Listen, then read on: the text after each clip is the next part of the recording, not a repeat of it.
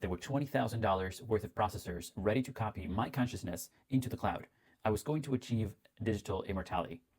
She looked at her tablet and mentioned that my wife hadn't arrived yet and asked me if we should wait. I said she wasn't coming. My wife hadn't texted me in 3 days.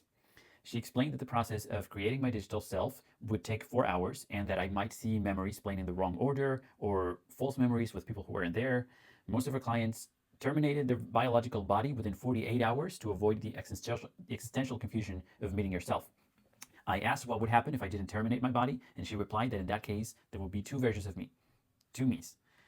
Then the humming intensified on my head, and I was somewhere else for what felt just like a moment. Then I opened my eyes, and I was back in the chair. Then my phone rang, and after 3 days, my wife had texted me. She was begging me not to do this, and she said that she was coming to the clinic. My hands were shaking. The technician noticed that my hands were shaking and told me that I needed to stay still. Then the elevator doors opened, and Maria stood there. She was exhausted, and I could tell that she had been crying. She said that she knew that I was scared, but that this wasn't the answer, that I was choosing to stop being human. We had been married for 12 years, and she stood by me through the diagnosis, every doctor's appointment, until I told her about the upload that I was doing now. So she said that it wasn't going to be me, she was going to be a copy, a computer program, and she didn't want to talk to a screen and pretend like it was the same thing. I said that it was going to be the same thing, that it was going to be me, but she said that the real me in my body was going to die. The technician saw what was happening. She said we were 40% through, and if we stopped now, the partial copy would corrupt. So we had 10 minutes to the point of no return. I closed my eyes, I saw memories of my life, and they were real memories. They weren't copies in a machine, they were my memories. I don't know, something about that made me tell the technician to stop.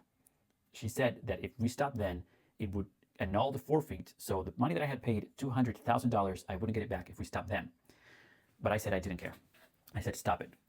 She looked at me, then she looked at Maria, then she touched the tablet, the humming stopped, and the neural cap powered down. She said that the upload had been terminated. Then Maria held me out of the chair.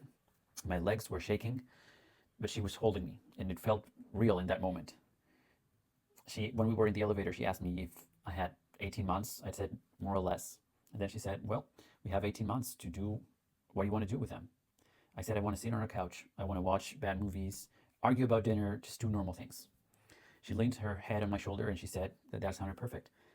The elevator reached the ground floor, and through the glass doors, through the parking lot, I saw the city, the real world, with all its imperfections. I was going to have 18 months of it.